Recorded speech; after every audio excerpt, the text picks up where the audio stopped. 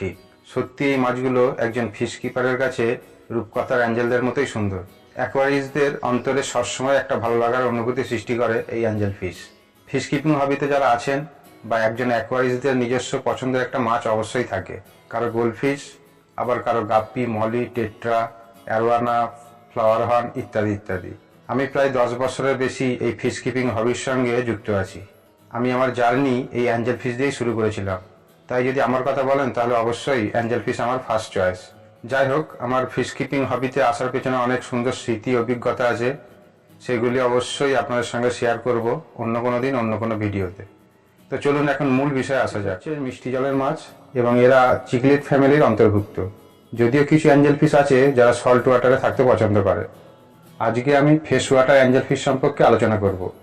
এই Angel fish অ্যাকোয়ারিস্টদের কাছে জনপ্রিয় হওয়ার প্রধান কারণ এর শরীরের গঠনের জন্য এবং সুন্দর পাখনার জন্য। তীরের ফলার মতো মাথা এবং বিভিন্ন রং, সেই সঙ্গে লম্বা পাখনা এদের সৌন্দর্যকে অনেকটাই বাড়িয়ে তোলে। সাধারণত অ্যাঞ্জেল ফিশ পিসফুল হলেও মাঝে মাঝে এরা অ্যাগ্রেসিভ হয়ে যায় এবং ছোট মাছগুলোকে আক্রমণ করে এবং নিজেদের মধ্যেই ফাইট করে। বিশেষ করে প্রজনন ঋতুতে এটা বেশি দেখা যায়। এর আদি বাসস্থান দক্ষিণ আমেরিকা, যার মধ্যে ব্রাজিল, কলম্বিয়া ও পেরুতে এদের বেশি দেখা যায়। যেখানে জলের স্রোত ধীর গতিতে প্রবাহিত হয়, প্লাবনভূমি এবং জলাভূমিতে, ও যেখানে জল নোনা নয় অম্লীয়, সেখানে এদের বেশি দেখা যায়। প্রকৃতিতে যেখানে বালুকাময় নদীগর্ভ এবং প্রচুর গাছপালা আছে এমন জায়গায় এবং যেখানে সূর্যের আলো সহজে প্রবেশ করতে পারে, সেখানে এদের বেশি মাত্রায় পাওয়া যায়। ভালোভাবে বেড়ে ওঠা এবং অ্যাডাল্ট অ্যাঞ্জেল ফিশদের দৈর্ঘ্য 3 থেকে 4 ইঞ্চি এবং উচ্চতা 6 ইঞ্চি পর্যন্ত হতে পারে। অ্যাঞ্জেল ফিশের গড় আয়ু 10 থেকে 12 বছর পর্যন্ত হয়ে থাকে।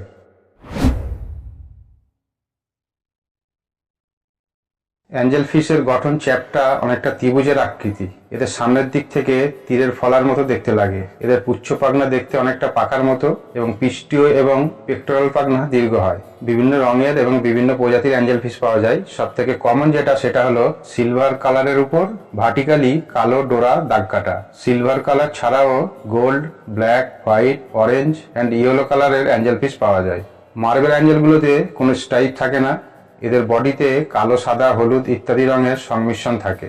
অ্যালবিনো অ্যাঞ্জেল এগুলো, এর পুরো শরীর সাদা এবং চোখ লাল হয়ে থাকে। এরা একই কালারের হয়ে থাকে। পান্ডা অ্যাঞ্জেল ফিশের বডিগুলো সাদার উপর কালো ছোপ ছোপ দাগ থাকে, দেখতে পুরো পান্ডার মতো লাগে, তাই এদের এই নাম। অ্যাঞ্জেল ফিশের রঙের উজ্জ্বলতা এদের মুড এবং স্ট্রেস লেভেলের উপর নির্ভর করে। এরা যখন স্ট্রেসের মধ্যে থাকে তখন এদের কালার অনেকটা ফেড হয়ে যায়। প্রজননের সময় ফিমেলগুলোকে আকৃষ্ট করার সময় এদের রং সব থেকে উজ্জ্বল ও গাঢ় হয়ে থাকে। অ্যাঞ্জেল ফিশ খুবই অ্যাক্টিভ ফিশ, দেখতে খুবই সুন্দর, সেটা তো আমরা সকলেই জানি এবং এটা আগেও বলেছি। এরা ট্যাঙ্কের মাঝামাঝি স্থানে সাঁতার কেটে বেড়ায়। প্ল্যান্টেড ট্যাঙ্কে এদের জন্য উপযুক্ত। এরা দিনের বেলায় বেশি সক্রিয় থাকে।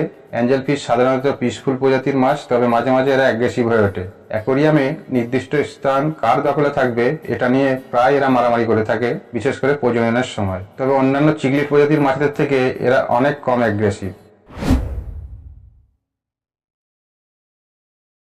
আমাজন অববাহিকায় যেখানে ধীর গতিতে জল প্রবাহিত হয়, অ্যাঞ্জেল ফিশ সাধারণত এইসব জায়গায় বেশি দেখতে পাওয়া যায়। এদের পছন্দ slightly acidic water with a fine substrate, প্রচুর গাছপালা এবং সরাসরি সূর্যের আলো। এইসব কথা মাথায় রেখে অ্যাঞ্জেল ফিশের ট্যাঙ্ক সেট আপ করা প্রয়োজন। অ্যাঞ্জেল ফিশের জন্য মিনিমাম 20 গ্যালন্সের ট্যাঙ্ক প্রয়োজন এবং অতিরিক্ত একটি মাছের জন্য 10 গ্যালন হতে হবে, কারণ এদের লম্বা লেজ ও পাখনা এবং টেরিটোরিয়াল বিহেভিয়ারের জন্য এই ব্যবস্থা করতে হয়।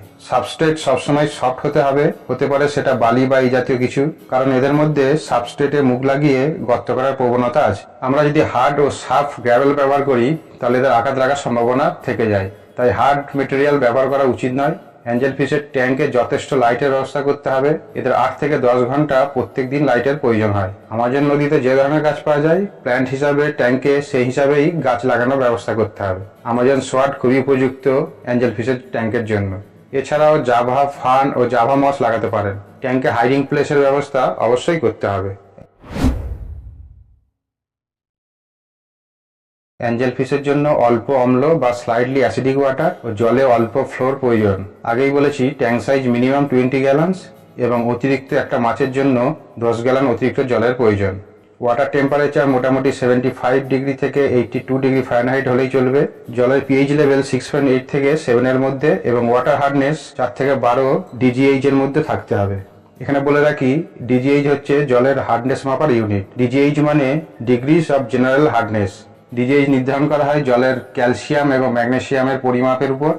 যাই হোক, এই ওয়াটার হার্ডনেস মোটামুটি 4 থেকে 12 এর মধ্যে থাকতে হবে। একটা খুব ভালো ফিল্টার ব্যবহার করতে হবে, জলে যেন যথেষ্ট পরিমাণে এয়ারেশন হয় সেই ব্যবস্থা আপনাকে করতে হবে। সেই সঙ্গে একটা ওয়াটার হিটারের ব্যবস্থা করতে হবে। আপনার অ্যাঞ্জেল ফিশগুলোকে সুস্থ রাখতে এই বিষয়গুলির প্রতি অবশ্যই আপনাকে খেয়াল রাখতে হবে। অন্যান্য ফ্রেশ ওয়াটার মাছের যে রোগগুলো হয়, অ্যাঞ্জেল ফিশেরও সেই রোগগুলোই হয়ে থাকে। এদের মধ্যে প্রধান যেটা আমি মনে করি সেটা হলো ড্রপসি। ড্রপসি হলো ব্যাকটেরিয়া সংক্রমণের ফলে হওয়া একটা রোগ। এর ফলে মাছের রোগ প্রতিরোধের ক্ষমতা কমে যায়। ড্রপসি হলে মাছের শরীরে, বিশেষ করে পেটের কাছে ফুলে ওঠে। শরীর থেকে আঁশ বেরিয়ে এসে শরীরের মসৃণতা কমিয়ে দেয়। শ্বাস প্রশ্বাসের গতি বেড়ে যায় এবং মাছেদের খিদে কমে যায়। ড্রপসি হলে অ্যান্টিব্যাকটেরিয়াল মেডিসিন ব্যবহার করা হয়। 5 গ্যালন জলে 1 চা চামচ এপসম সল্ট ব্যবহার করে এর চিকিৎসা করতে হয়। যেদিন এই চিকিৎসা শুরু করবেন তার আগের দিন মাছকে কোনো খাবার খেতে দেবেন না এবং চিকিৎসার দিনেও খেতে দেওয়া যাবে না। ড্রপসি ছাড়াও ফিনরট ও ইচ নামেও 2টি রোগ হয়ে থাকে। সমস্ত রোগের উৎপত্তি। তাই ট্যাঙ্কের জল যাতে মাছ থাকার উপযুক্ত হয় সেই দিকে সবসময় লক্ষ্য রাখতে হবে। ওয়াইল্ডে যখন অ্যাঞ্জেল ফিশ থাকে তখন এদের বিভিন্ন ধরনের এবং বিভিন্ন প্রজাতির মাছেদের সঙ্গে থাকতে হয়। কিন্তু অ্যাকোরিয়ামে আপনি যখন এদের রাখবেন তখন অবশ্যই ট্যাঙ্কমেটস নির্বাচনের ক্ষেত্রে সতর্কতা অবলম্বন করবেন, কারণ অ্যাঞ্জেল ফিশ সেমি অ্যাগ্রেসিভ। বিভিন্ন প্রজাতির অ্যাঞ্জেল ফিশ আপনি একই সঙ্গে রাখতে পারেন। এদের 6টি বা তার বেশি গ্রুপে রাখুন এবং ট্যাঙ্ক সাইজ যত বড় হবে ততই ভালো এদের জন্য। অ্যাঞ্জেল ফিশের সঙ্গে চিকলিট প্রজাতির মাছ যেমন ডিসকাস রাখতে পারেন, ড্রপ গোরামি, মলিস, পেলকো, পিকটাস ক্যাটফিশ ইত্যাদি রাখতে পারবেন। অ্যাঞ্জেল ফিশ সাধারণত লাইভ ফুড খেতে ভালোবাসে, যেমন লার্ভা, ছোট পোকামাকড় এবং ছোট মাছের বাচ্চা। আপনি যখন এদের ট্যাঙ্কে রাখবেন তখন আপনি টিউফেক্স ওয়ার্ম, বায়ানসিম, রেড ওয়ার্ম, ফিশ ফ্লেক্স বা প্লেটস এবং মার্কেটে অ্যাভেলেবেল ছোট ভাসমান যে খাবারগুলো পাওয়া যায় সেইগুলো দিতে পারেন। অ্যাঞ্জেল ফিশদের দিনে 2 বার ফিডিং করাতে হয়। এতটা পরিমাণ খাবার দিন যেটা যেন 2-3 মিনিটের মধ্যে খেয়ে শেষ করতে পারে। অতিরিক্ত খাবার দেবেন না এবং খাবারের অবশিষ্ট অংশ সম্ভব হলে তুলে ফেলুন, এতে জল ভালো থাকবে। অ্যাঞ্জেল ব্রিডিং খুবই গুরুত্বপূর্ণ একটা বিষয় এবং একটু চ্যালেঞ্জিং সাবজেক্ট। অ্যাঞ্জেল ব্রিডিং নিয়ে পরে সম্পূর্ণ একটা ভিডিও অবশ্যই করব। এখানে সংক্ষেপে একটু ধারণা দিচ্ছি।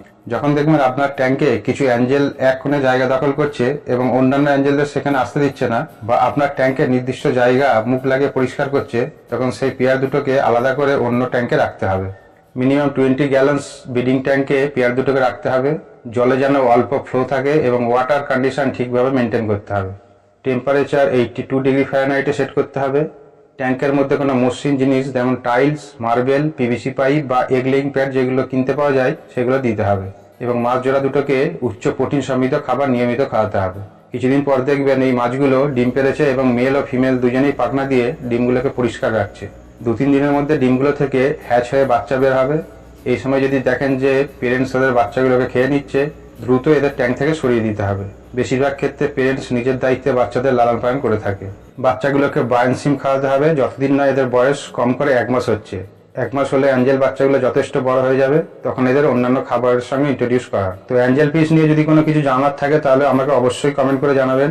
ভিডিওটি আজ এখানেই শেষ করছি। ভিডিওটি ভালো লাগলে লাইক ও শেয়ার করে দিন। এই ধরনের আরও ভিডিও পেতে চ্যানেলটিকে